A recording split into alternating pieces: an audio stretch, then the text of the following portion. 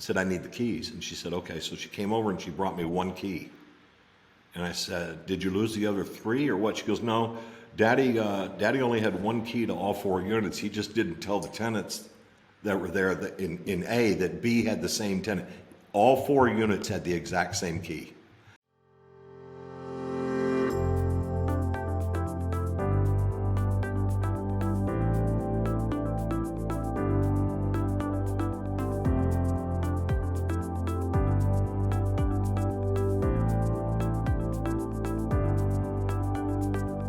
Welcome, everyone, to the Property Management Life podcast with your hosts, Eric Wetherington and Greg Doering. Greg, how are you doing today?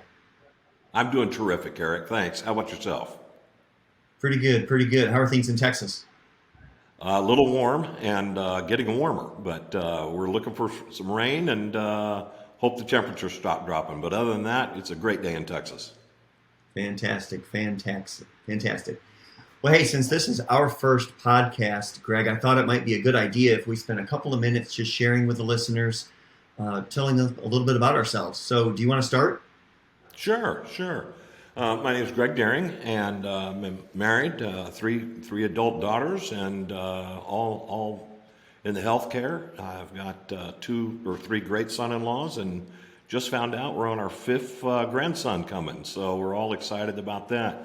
My background is I was a senior manager of Federal Express for 13 years, and really loved the company, and they treated me very well. And we just moved too many times. So when we got back here to Austin, Texas, where our home is, I decided to leave that industry.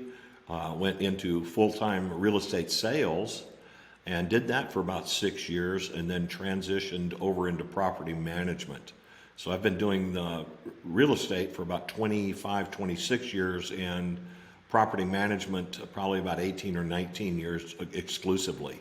Fumbled around the first year or two, didn't know what I was doing, and had very little resources back then. Our local boards offered very little help or assistance, education. Took some classes down in San Antonio, heard about NARPM, and we were off to the races at that point. Knew what we were doing. Didn't know exactly what we were doing, but we knew we were on the right path when we hooked up with NARPM and all of the exciting people there and all the educational opportunities that we have. So, and right now we have about 850 properties, and just continued growing. That's fantastic, Greg. Sounds like you've had a long time in property management and real estate, and look forward to talking more about that in the days and weeks ahead as we do this podcast together. Well, How about yourself, Eric? What's your background? Yeah, my background. I'm married and have 2 adult children. No grandkids on the way yet that I know about, but that's great. Live here just outside of Charleston, South Carolina, and love the warm weather and the beautiful South that we get to enjoy here. I started my career in the financial services and real estate industries about 25 years ago as well. Worked in corporate America for a while with some Fortune 200 companies, and then went into real estate sales. Did that for a little bit, like you. And then got into the property management space when we started a property management company here in Charleston. And, it's kind of a similar story. I mean, didn't really know a whole lot about what I was doing. And I was just searching. I thought to myself, there's got to be something out there that is for property managers, that helps property managers grow and develop their businesses. And I finally found the National Association of Residential Property Managers through an internet search. The closest chapter to me in Charleston, South Carolina was in Atlanta, Georgia. And so I remember driving to Atlanta to go to a chapter meeting and meeting some great folks who kind of took me under their wing, told me to come visit their offices, and shared their ideas and everything that I wanted to know about. They answered all my questions. And that just really jump-started my road to success in property management. And so after, a number of years, taking advantage of all of the resources and all of the people and everything that NARPM provided, I thought I needed to give back. And so at that point, I applied to serve on the board of NARPM and was privileged to serve with you, Greg, for a number of years on the national board, and then ultimately was privileged to serve that organization as the president in 2019. So just, property management is a great business and a great group of people that are in this business. I tell you, I've never been a part of a trade association or an organization that shared so many ideas with each other, that was so friendly and so caring and giving than what NARPM is. Has that been your experience too, Greg? It was amazing because the first chapter I had heard of was doing a class, and it was in San Antonio. And while I was down there, I found out there was a chapter in Austin, Houston, Dallas, and Fort Worth. So I started looking again. I needed this. I just had this thirst for knowledge and education to get into this business. And every chapter that I attended, I experienced the same thing you were talking about. Very warm, very welcoming. It did not take long for me to be invited to their offices. The sharing is unprecedented. I've never seen anything like it, including, that's how you and I got closer. You invited us out to your office, and you've been to mine. But we've gone to numerous offices over the years, and the people are so generous. This organization is very much what you said. It's different than any other organization I've been a part of. Yeah, I like to sum it up. Christina C9, we call her C9, but Christina Roick told me once, she said, Eric, I could be driving across the country, and no matter what state I happen to be in, if my car broke down, I could open up my phone and there would be somebody from NARPM in my phone that I could call, and I know they would drop what they're doing and drive to wherever I was on the road and help me out. And I know, Greg, you've got stories like that yourself, where you've been on both ends of that. I've got stories like that as well. So it's just a great group of people, a great family to be a part of, really. It really is. It really is. I'm just they've it helped make me a lot of money, and keep the staff employed, and hopefully do well by then. And it's also helped me stay out of jail and write a lot of checks for my mistakes. So it's valuable on both ends. Yeah, very true. Very true. So as we've been in property management for a while, one of the things that was kind of coming down the pike that we saw, and kind of what brings us kind of to wanting to do this podcast, really was this need for change in the industry as it related to how security deposits were handled.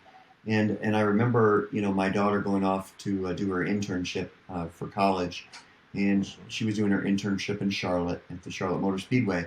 And so she needed to rent an apartment so that she could live up there for a while. And, she was doing an internship. There was no income for this internship. So she had no job. She had no income. She had no credit score, and she didn't have any debt, and so she had a 0 credit score. She went to rent an apartment, and I said, okay, well, just let me know how much security deposit I need to put up, for that apartment. And she said, Dad, there's no security deposit. And I said, that can't be true. And I said, well, what are they asking? Do I have to pay all the rent in advance? What's going on?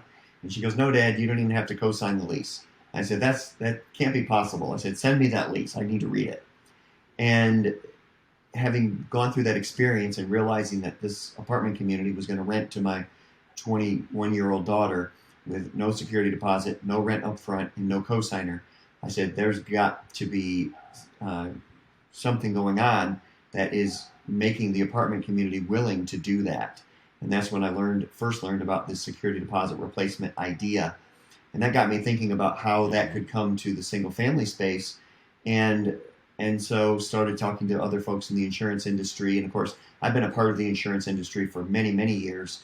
But we got this idea of starting Renters Insurance Solutions and offering security deposit alternative products to our property management colleagues so that they could offer these things to tenants as well as participate in the profits that these captive insurance companies allow us to participate in. So, Greg, I'm really excited to be in business in Renters Insurance Solutions with you, with Jeff, your brother.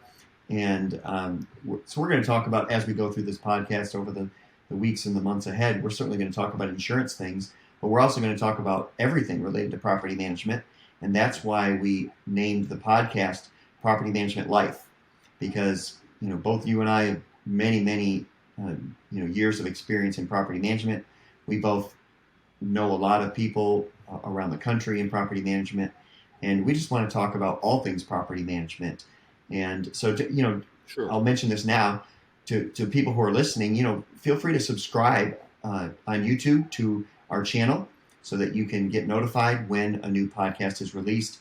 And right now, YouTube is going to be our exclusive release place for these podcasts.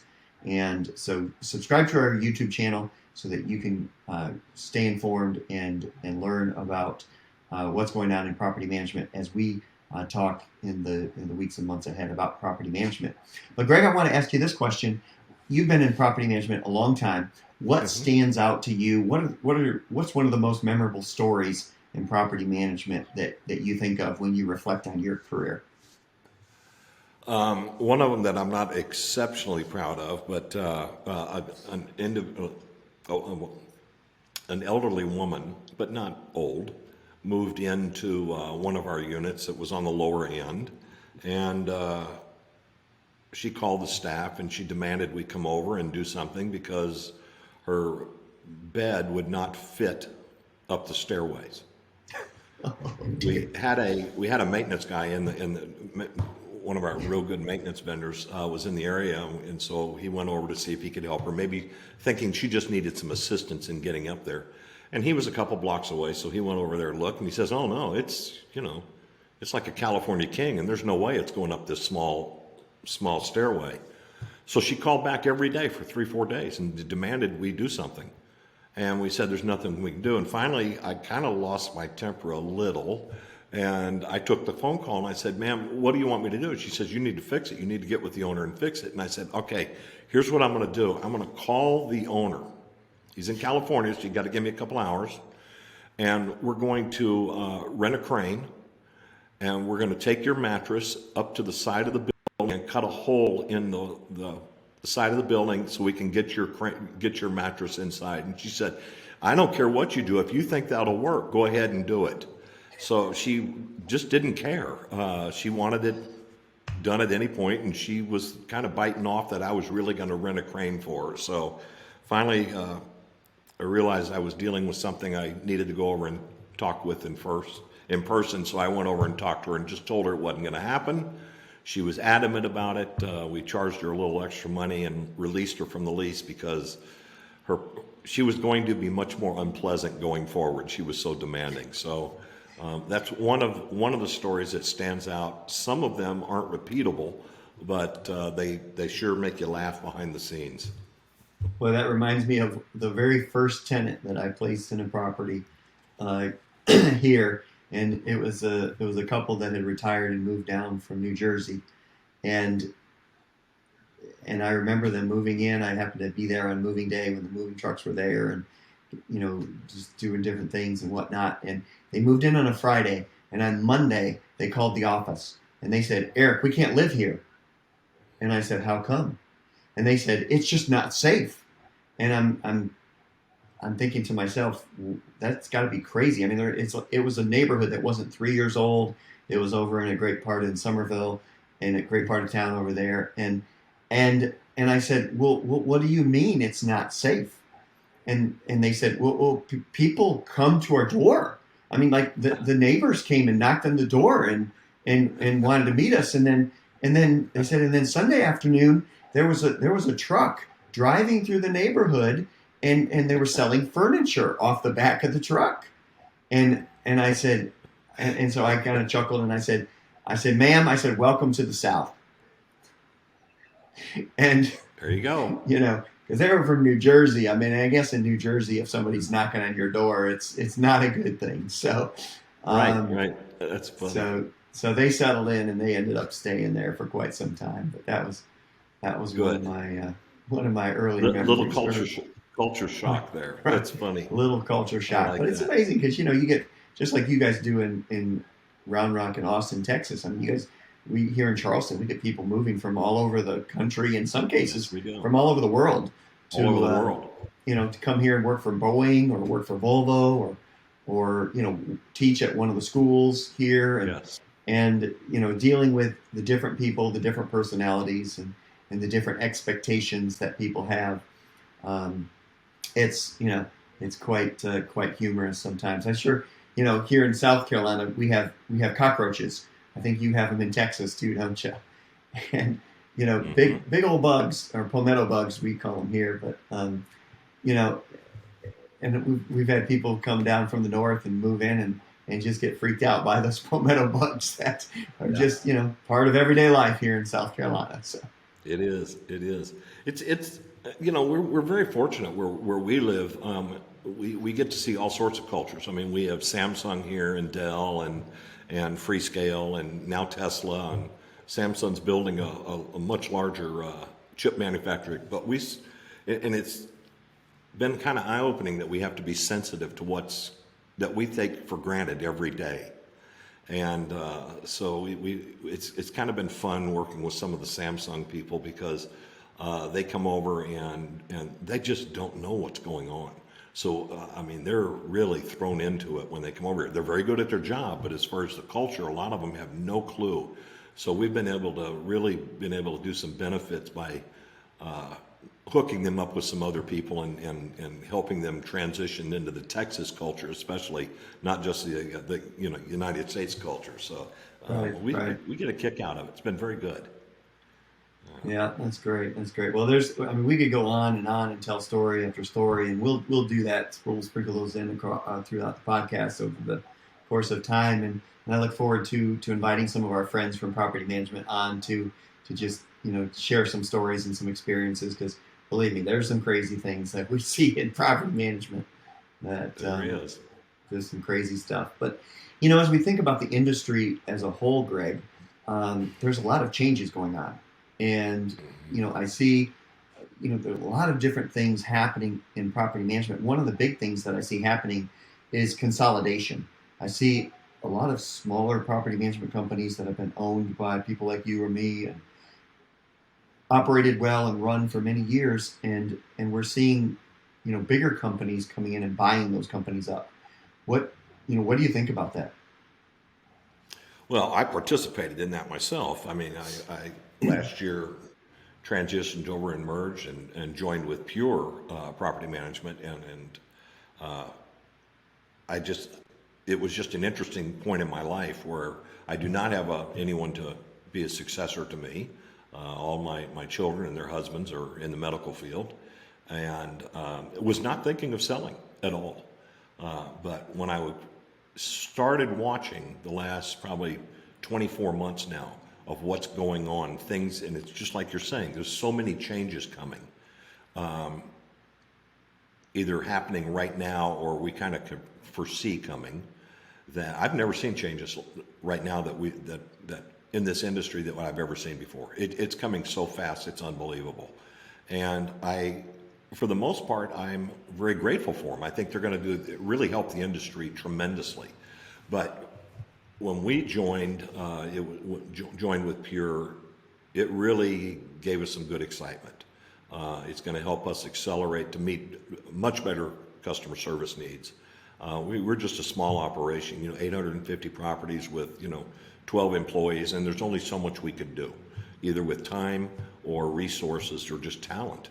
And so I started to see this happening more and more in the industry. I think it's going to continue coming in the industry. And we wanted to be a part of something that was changing, and so we could be there in the future and offer good service to our clients. Yeah, what do you think is the driving force for the consolidation overall?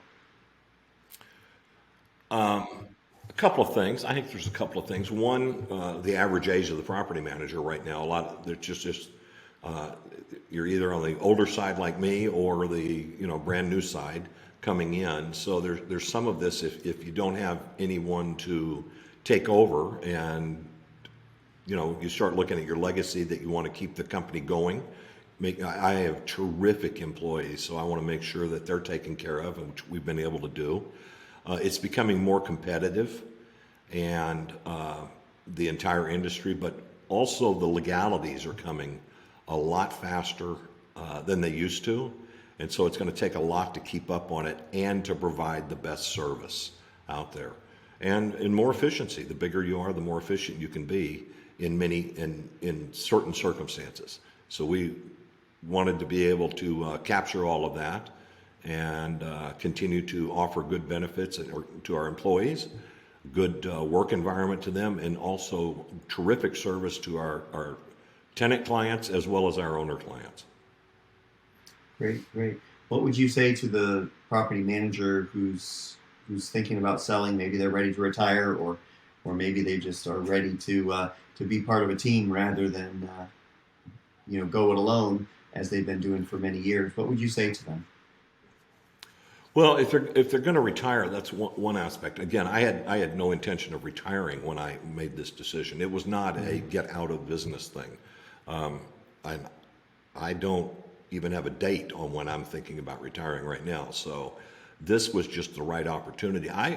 There's several good companies out there that are offering to take over, and I think you do your due diligence on when you're looking at these companies and entertaining offers. The biggest thing I would think is to talk to your peers and coworkers who have done this. Look at the pros, look at the cons. Look at it. It's one thing to get promises. It's one thing just to get a check. But where is that company and where is your company going to be 1 year from now, 18 months from now? And so you want to look at not only what is being said, but as what is being done. And the big companies out there have been out there long enough that you can have a track record right now and see actually if they're coming forward and doing what they said they were going to do service-wise, because that's important to you, or financially, and that's out there. I'd look at that seriously. If I was a smaller company, I would start looking at the future of what I think is coming.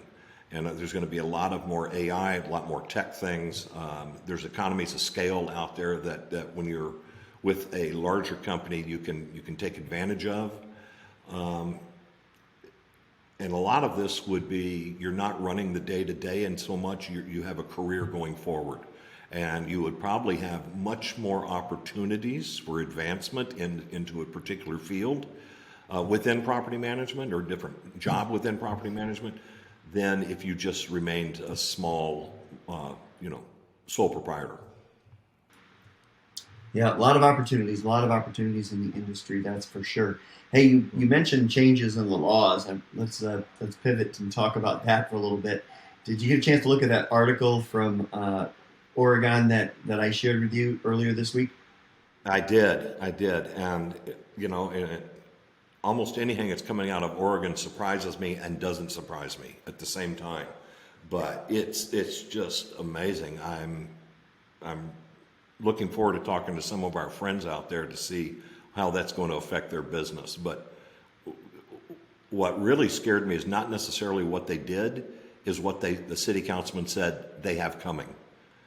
This was just phase one as far as limiting some of the fees that can be charged. It costs us more than $10 to process an application. And then they're limiting that to $10. I'm in the hole every time I process an application. Right. So. And I'm trying to figure out how you can photo document a smell. So yes, they said that you need to itemize and photo document the property condition at move in and move out, which of course every good property manager does already. But then they're saying things like the code doesn't preclude landlords from documenting issues that a photo can't capture, such as odors, in other ways. It just means they have to provide at least a photo to document the issue. So I'm looking forward to seeing that first photograph that documents a smell. I'm looking forward to, one of the city councilmen who voted in favor of this new regulation said, well, it only took me 2 minutes to walk through a house and take a video. Well, I don't know how things are in Oregon, but in South Carolina, a video won't hold up in court. You have to have actual photos. So, Yes. you can walk through a house and take a video in 2 minutes, sure, but you can't go through a house and do a move in or move out inspection in 2 minutes. And if you're doing that, you're not doing your job as a property manager. Was this the same city councilman? It might not have been that said he couldn't remember, but it was either $500 or $1,000 upfront move-in fees to get in. Yeah. If I'm paying $500 check or $1,000 check, I guarantee you I could remember which one it was. Right. Right. So Exactly. And last time I checked, the typical cost to move into a rental property was somewhere between $3,000 and $5,000, and that's just for a typical average rental property. And I think in Exactly. Oregon the rents are much higher, so I'm sure that number Yeah. is much greater. But Well, so we're going to start seeing this more and more, though, in different states. I mean, here in Texas, one of the most friendly landlord states there is. At least we've thought that. Now we can accept security deposits, waiver programs. We've never been able to do anything like that before, and that was written straight into our property code. So, again, a landlord-friendly state looking at this option just tells me that more and more things are coming to change. well, and I think it wasn't too long ago, Greg, and you maybe remember the year. Wasn't there a law in Texas that used to be that if a renter didn't pay rent, that as the landlord you could go over and actually remove the locks from the door, and essentially get them out of the house by just removing the locks and the doorknobs. Is Well, is that a Western myth, or is that true? Well, I will tell you that and he's no longer alive, so I could tell you this, that one of my relatives, one of my first earliest memories of working with him, and that he would go over and remove the front and back door of the property, of the unit, and I said, "What are you doing?" And he said, "They run that AC all day long, coming out the front and back. They'll start paying me rent," and he actually did it. He actually did it. So. Wow. Oh man. It's so funny. Things people do when they're managing their own property or renting themselves. I remember we had a landlord once call us up, and she was like, "I want a key to my rental property." And we're like, "Well, ma'am, we're sorry. There's a tenant in place. The only people that have a key to the residence is the tenant and us." And she says, "Well, I own the house. I want a key." We're like, "No, ma'am, we're not going to give you a key to the rental property. That there's a tenant in place for their safety and security, for our liability reasons. We're not going to give you a key. We don't give anybody a key." And she was just adamant that I own the house, I pay the mortgage, I get the key to the car. And so finally we said, "Ma'am," we said, "no reputable property management company in our city will give you a key to a rental property when there's a tenant in place."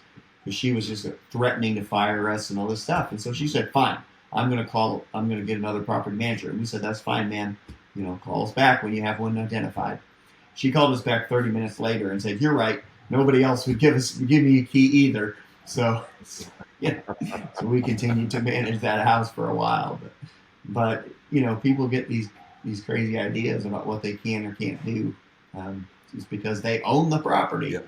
But when there's a tenant in place, there's some things you can't do. Like you can't just go and remove the front door. Right. So that's funny. That is good. But We go ahead. no, go ahead.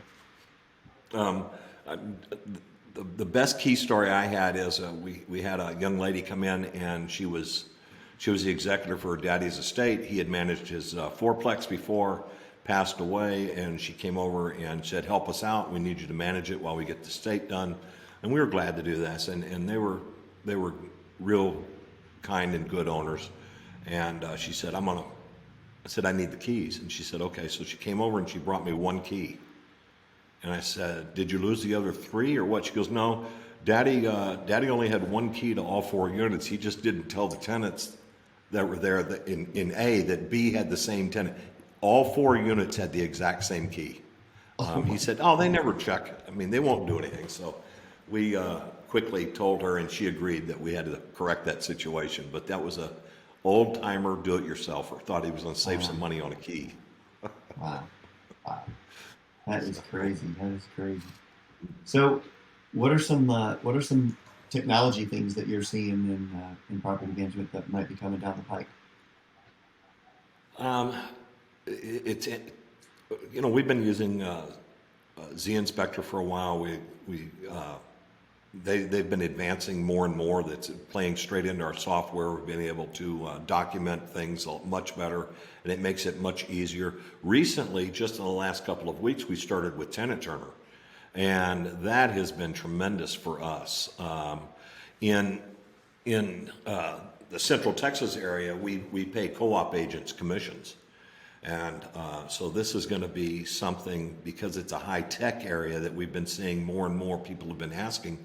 They want to see property on their time. And we've started using them, and rollout's been very smooth. We've been very successful with it, and I'm kind of kicking myself. One of many things, I'm kind of kicking myself that I should have started it earlier, but we're glad we're doing now, and really appreciate that service that we have. So that's been the newest thing in the last 10 days that has been really great for us. Yeah, more and more people are focusing on the experience and being able to self-serve.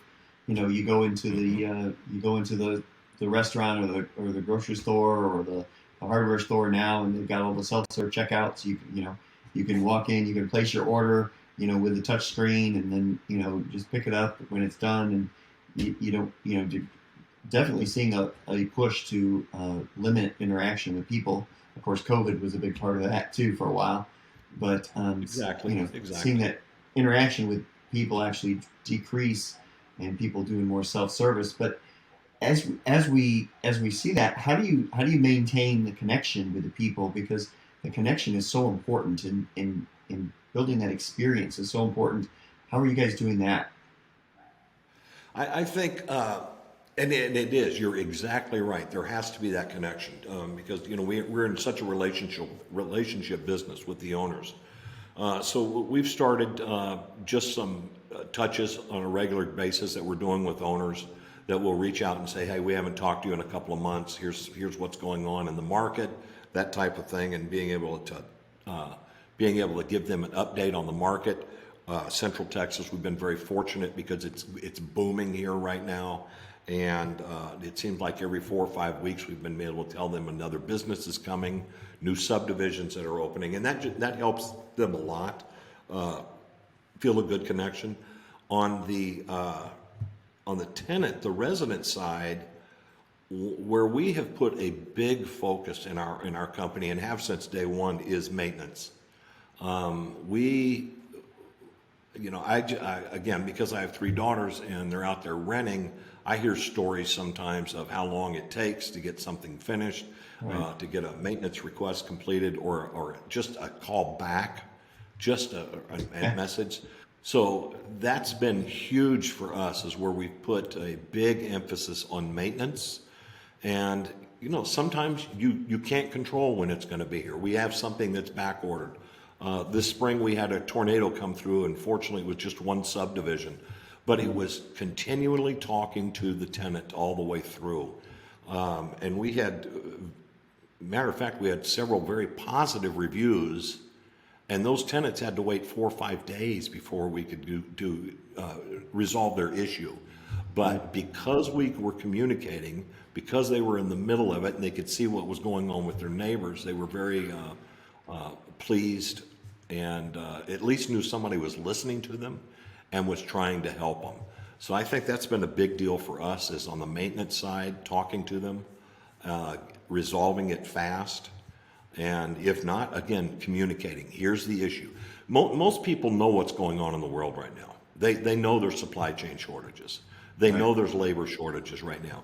And I think most people are very reasonable, and if you answer their request in a timely manner and explain to them what's going on and how you plan to resolve it and when it should be resolved, I would think 90%, what we're seeing is 80-90% of the people are very understandable, and are very reasonable to work with. So that's the issue we're doing. How about y'all? What are y'all doing? I mean, communication is the key. I mean, I think communication. I'd say timely, effective communication is the key to successful property management. And if you think about the owners, so many property managers never call the owner unless there's a problem. Right. And they're oh, the property manager's calling, they must want another check for $1,000 to pay for a repair, or oh, the property manager's calling, the tenant must have trashed the house, or something like that. And that's if you as a property manager are out there doing that, that's a mistake. Let me tell you, you've got to be reaching out to your owners on a regular basis, building relationship, giving them information that will help them and make their investment decisions, guiding them. I mean, so that's one thing that I would say. And then on the tenant side, you're spot on. I mean, just call them and tell them what's going on. Just let them know. Give them updates, even when you don't have any information to share. At least if you're calling and saying, "Hey, we're still waiting to hear back from the supplier," they know that you're working on it. They know that they haven't been forgotten. And Yeah. it's those touches to again enhance that experience, make that experience for the people that we deal with on a day in and day out basis. Just make it a great experience, and they'll be happier in the long run, and they'll stay and pay. It's funny. So many property managers are afraid to call somebody because they don't want to get yelled at, or they don't want somebody to be mad at them, or whatever it is. But if you're the one that's actively taking charge of the communication, I think it totally brings down, the level of angst, and it just calms everybody down and makes things go so much smoother. My dad was in business with a large insurance company for years and years and years, and he was telling me a story once, and they couldn't figure out the problem in a timely manner. And I said, "What'd you do?" And he said, "Well, I called the guy." He said, "What do you mean you called the guy?" He said, "I called the client and just told him we're still working on it." I said, "Why did you do that? You didn't have an answer." And he says, and I remember this forever, "Because communication is controllable." And I'm going, man, that was so simple. I don't have an answer, but I haven't forgot you. Your problem is still my problem, and I'm still working at it. And you're proactively reaching out and telling them, I haven't forgotten about you. Because I think in the world right now, we see people getting, services is sliding in so many areas. We see it all around us, unfortunately. So when you can just simply pick up the phone and call someone and basically say, "I don't have any information, but I haven't forgot about you," that goes a long way. Because I appreciate it. It's huge. It's huge because people people want responses, and they want to know what's going on. And I mean, we've all had those tenants where they call and leave a voicemail, then they send an email, then they send a text, and then they start calling the operations manager, or they call the broker, and all of this stuff. And all of that could be eliminated if they knew that every day or two they were going to hear from their property manager or from someone on the team with a brief update about, "Here's what we've done. Hey, we called again this morning and checked on the part. It's not in yet." Or, "Hey, we've got, the vendor is coming out this afternoon," or whatever that is, whatever those things are. Just that constant, just check in. It saves, think, "Well, I don't have time to do that." Well, you know what? If you don't take the time now to do that, you're gonna get an email, a voicemail, a letter, a text. You're gonna get it all, and so take the time now, because it certainly makes your life a lot easier in the long run. Agreed. And in addition to what you said, then you lose the goodwill. Right. And it's almost impossible to get it back. I don't trust you anymore. Right. Going forward from now on, I don't trust you. You told me you were going to communicate and you didn't do it. Yeah. So it's challenging. Exactly. You and I fly a lot right now. I wish the airlines would do a little better in this area for us. Well, and I fly, and I won't mention the airline's name. I fly one airline pretty exclusively.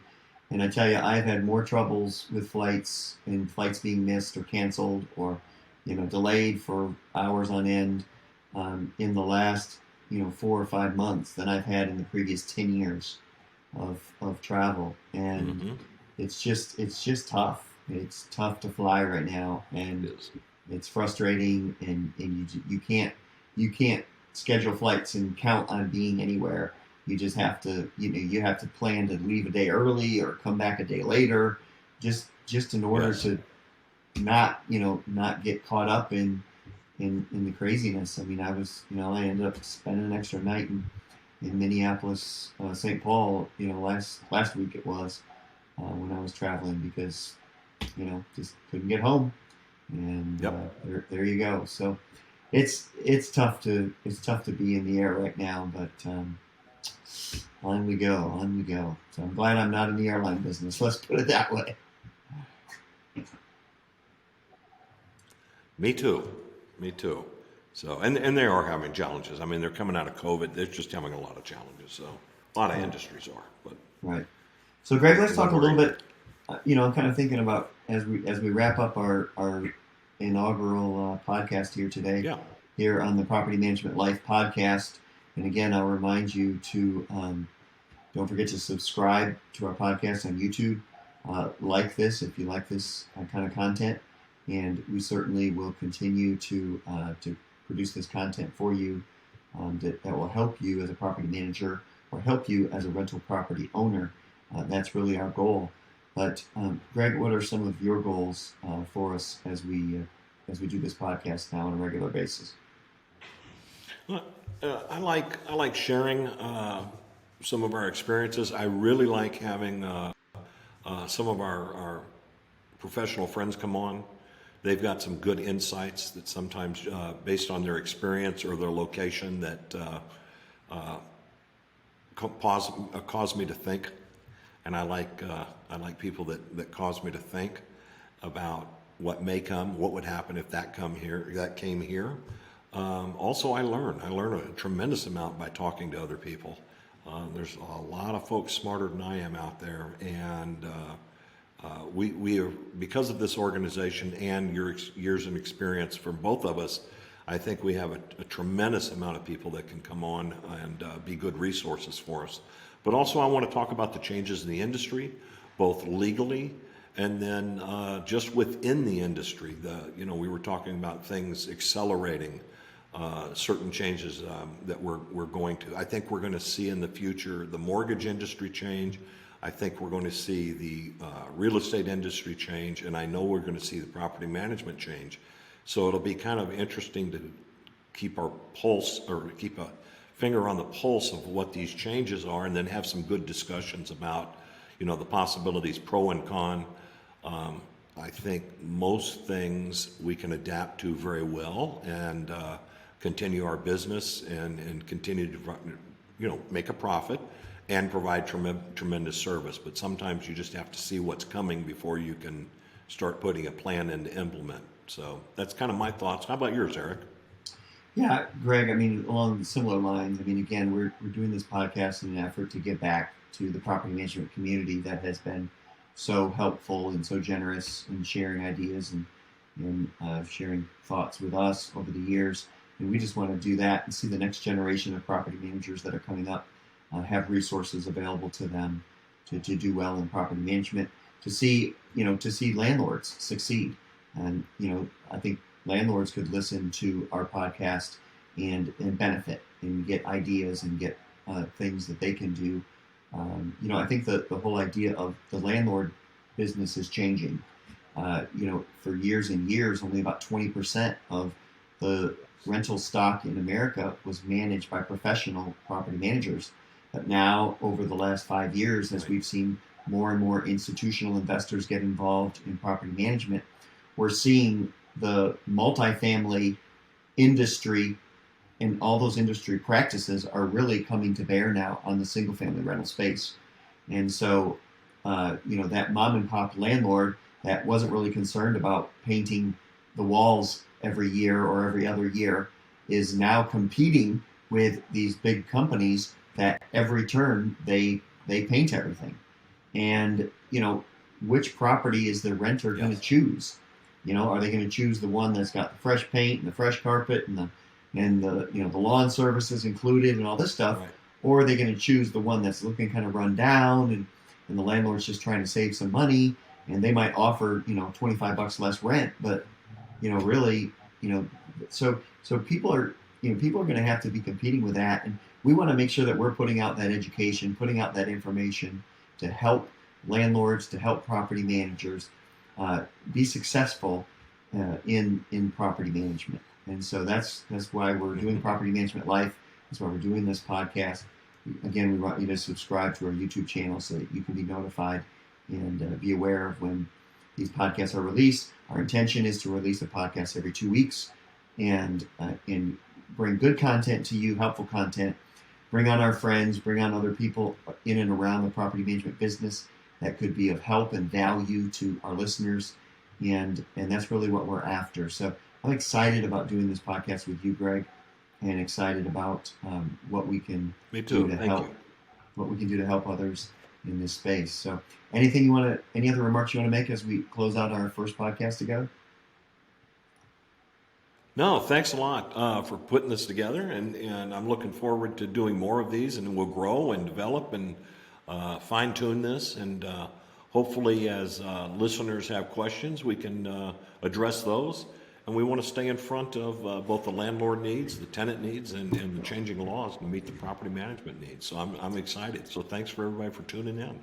Yeah, and that's a great point. Leave a comment in the comment section of the at YouTube if you have comments, or if you want to ask a question.